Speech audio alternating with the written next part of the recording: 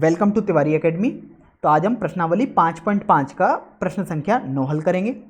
हमको दिया हुआ है कि प्रदत्त फलन का x के सापेक्ष अवकलन कीजिए और हमको फलन दिया हुआ है x की घात sin x plus sin x की घात cos x। तो देखिए मैं सबसे पहले इसको y मान लेता हूँ, अर्थात x के सापेक्ष अवकलन मतलब मुझे ये पता लग गया कि dy बटे dx निकालना है। तो अब देखेंगे आप कि यहाँ पर दो फलन लिखे हुए हैं और बीच में प्लस का साइन है, तो मैं इस फलन को f मान लेता हूँ और दूसरे वाले फलन को मैंने g मान लिया। तो मुझे ये भी समझ में आ गया कि मैं y बराबर f प्लस जी आसानी से लिख सकता हूँ। अब मुझे दोनों तरफ x के सापेक्ष अवकलन करना पड़ेगा, तो मेरे पास आ जाएगा dy बटे dx बराबर df बटे dx प्लस dg बटे dx। तो अब ये मुझे पता लगा कि मेरे को df बटे dx भी अलग निकालना होगा और dg बटे dx की ज़रूरत पड़ेगी। तो सबसे पहले हम df बटे dx को निकालते हैं। तो देखिए हमने f माना है x की घात sin x को। अब देखिए चर की घात चर लिखा हुआ है ये, क्योंकि sin x भी एक चर पद है और x तो चर पद होता ही है। तो यहाँ पर हम log लेंगे, तो अपने पास हो जाएगा log f बराबर sin x into log x। ये हमने लिख दिया। अब हम x के सापेक्ष अवकलन करेंगे, तो अपने पास आ जाएगा 1 बटे एफ डी एफ बटे डी एक्स बराबर साइन एक्स को मान लीजिएगा मैं पहले ऐसे ही लिखता हूँ, तो लॉग एक्स का अवकलन करना पड़ेगा, वो आ जाएगा 1 बटे एक्स प्लस, अब मेरे को लॉग एक्स को ऐसे ही लिखना पड़ेगा, तो वो मैंने लिख दिया। और अब मुझे साइन एक्स का अवकलन करना पड़ेगा, वो मैं जानता हूँ कॉस एक्स के बराबर आएगा। तो यहाँ से डी एफ बटे डी एक्स बराबर आ जाएगा एफ और अंदर कोष्टक में आएगा साइन एक्स बटे x plus log x into cos x. चलिए ये तो मैंने लिख दिया, लेकिन यहाँ पर f आ रहा है, मुझे इस f को हटाना पड़ेगा। तो देखिए df बटे dx बराबर इस f को हम क्या लिख सकते हैं, हमने देखिए यहाँ पर माना है f को x की घात sin x, तो ये मैंने यहाँ पर लिख दिया और अंदर कोष्टक में sin x बटे x plus log x into cos x रहेगा ही। तो यहाँ से देखिए मैंने df बटे dx बहुत आसानी से निकाल लिया है। अब बारी आती है dg बटे dx को निकालने के लिए। तो देखिए g मैं मान लेता हूँ sin x की घात cos x को।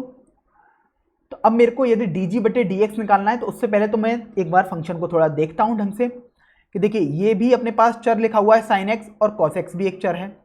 तो यहाँ पर जब भी चर की पावर चर हो तो हमें क्या करना होता है, log लेना होता है। तो देखिए log g बराबर cos x log of sin x, ये हमने लिख लिया।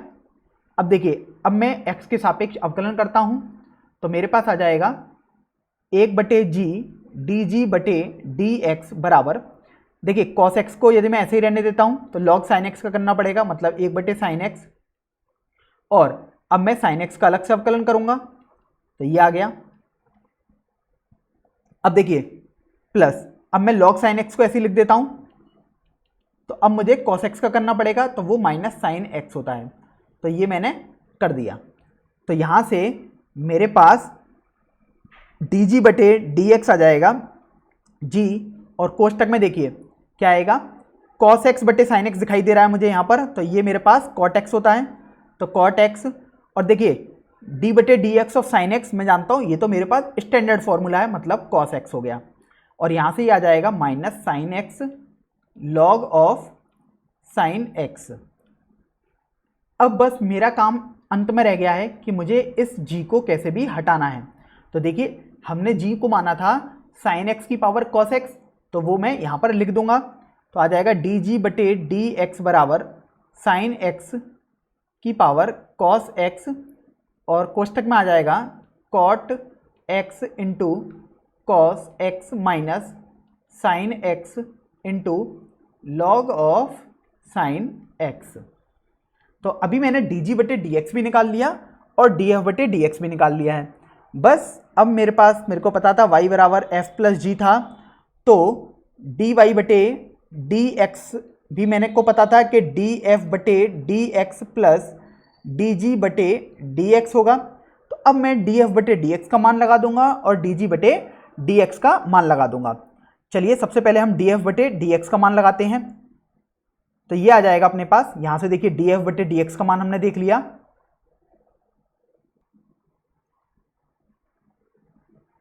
एक्स की घात साइन एक्स कोष्टक में साइन एक्स बटे x plus log x cos x, तो मैंने डी एफ बटे डी एक्स अभी लिख दिया है, प्लस अब मुझे डी जी बटे डी एक्स लिखना है, वो मेरे पास यहाँ आ गया है। तो ये आ जाएगा साइन एक्स की पावर कॉस एक्स ब्रैकेट में cot x cos x minus sine x into log of sine x. तो ये अपने पास फाइनल आंसर हो जाएगा।